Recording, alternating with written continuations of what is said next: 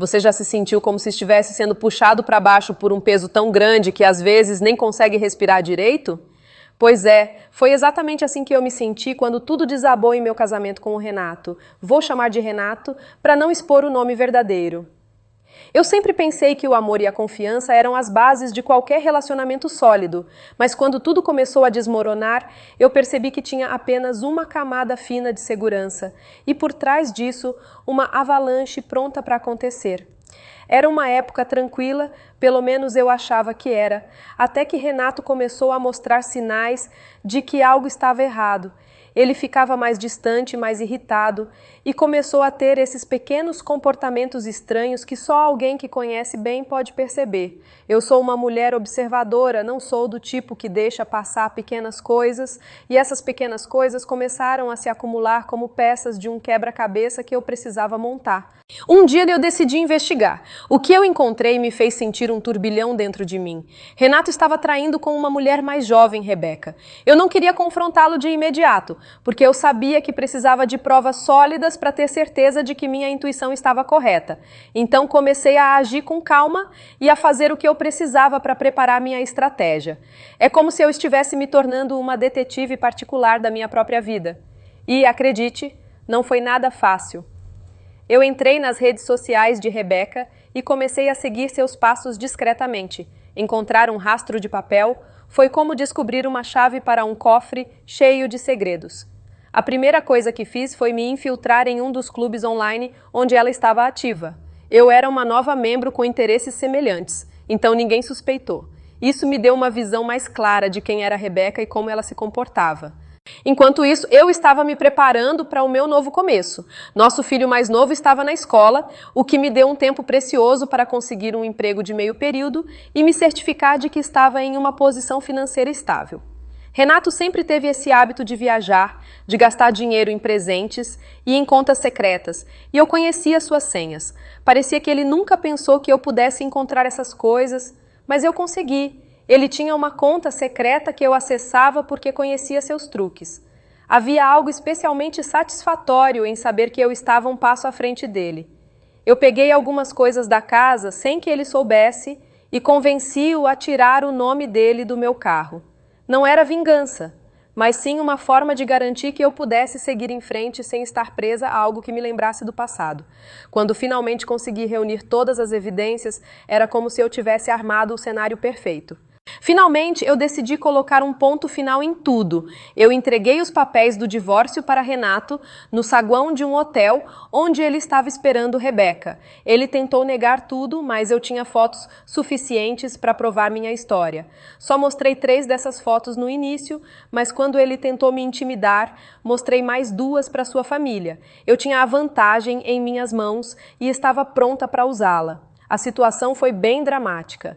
Renato estava concorrendo a uma promoção importante no trabalho e eu deixei claro que, se ele não cooperasse, eu poderia fazer um escândalo que faria seus empregadores repensarem a situação. E sabe o que mais? Não queria nem mesmo pensão alimentícia, só queria que ele mantivesse sua aposentadoria e deixasse minha vida em paz. E assim foi. Seguimos nossos caminhos separados. E pouco depois disso, Rebeca engravidou e eles se casaram. No começo, eu estava disposta a engolir a situação, mesmo com o comportamento irritante de Rebeca.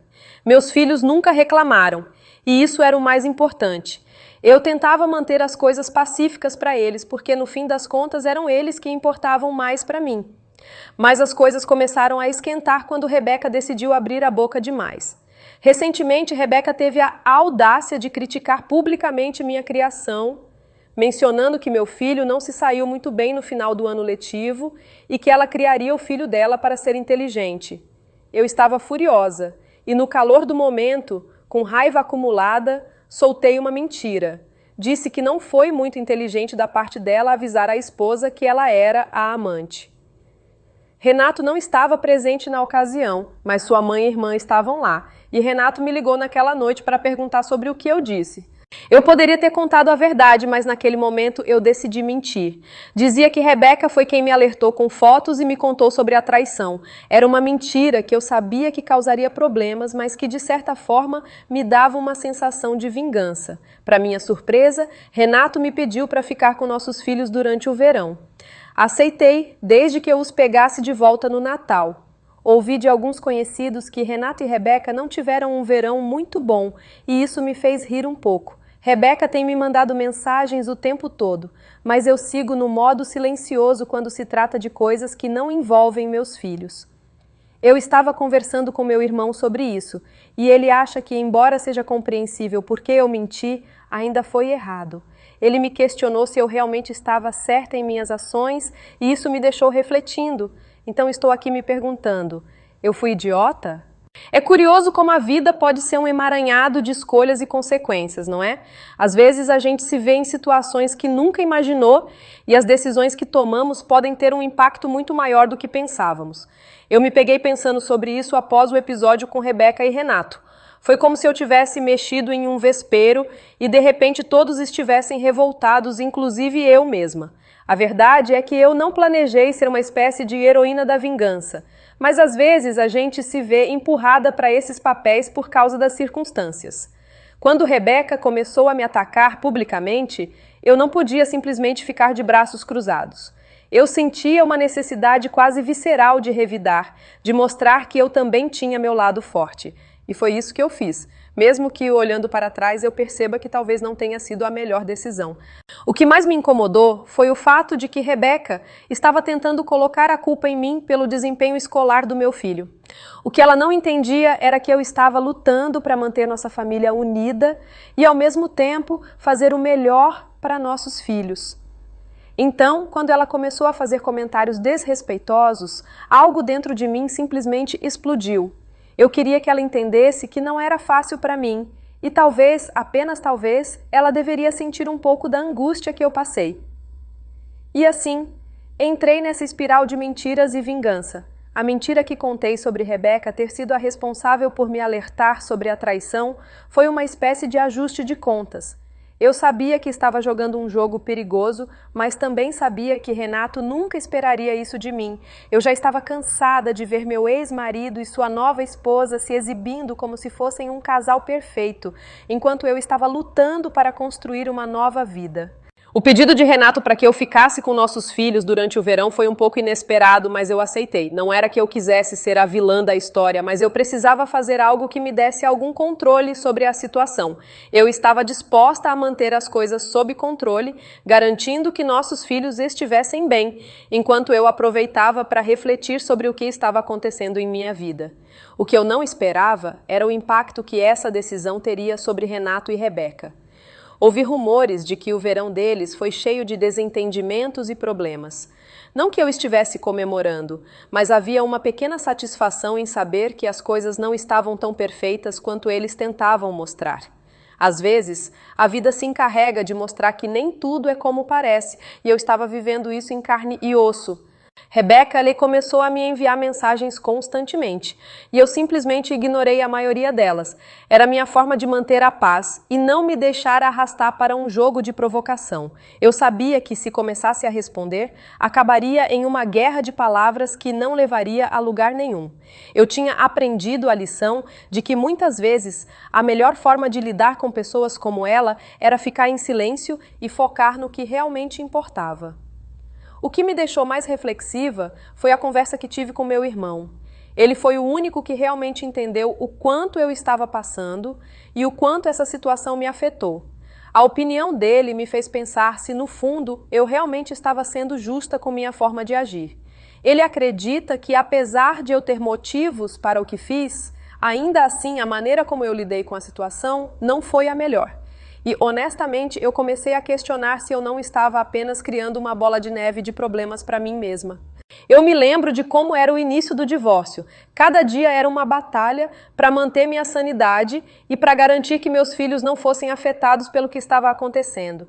A sensação de traição e decepção era avassaladora e eu me via lutando para encontrar um caminho para seguir em frente. Às vezes me sentia como se estivesse em um barco à deriva, tentando manter a direção correta enquanto as ondas batiam cada vez mais forte.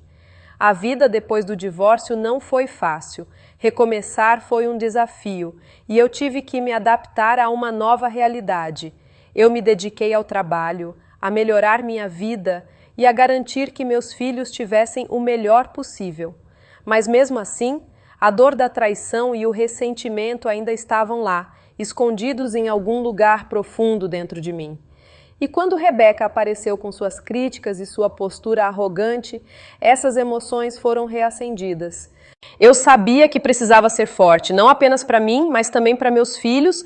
Eles eram a razão pela qual eu continuei lutando e eu queria que eles vissem que, apesar de todas as adversidades, eu estava conseguindo seguir em frente. Mas, ao mesmo tempo, havia uma parte de mim que não podia ignorar a necessidade de lidar com a situação e de buscar uma forma de equilibrar as coisas. O que eu aprendi com tudo isso é que, por mais que tentemos seguir em frente e deixar o passado para trás, ele sempre acaba voltando de alguma forma. As escolhas que fazemos, mesmo quando motivadas por dor e raiva, têm um impacto que pode ser difícil de medir. Eu me pergunto se tivesse agido de outra forma, as coisas teriam sido diferentes. Mas, por outro lado, eu também entendo que cada decisão que tomei foi um reflexo do que eu estava sentindo e do que estava passando. Então, aqui estou eu, refletindo sobre minhas escolhas e tentando entender se no final das contas eu realmente estava certa ou errada. Essa é a vida cheia de perguntas sem respostas fáceis e de desafios que nos fazem questionar nossas próprias ações. Eu só espero que, ao compartilhar minha história, eu possa encontrar um pouco de clareza e talvez ajudar outras pessoas a lidar com suas próprias batalhas.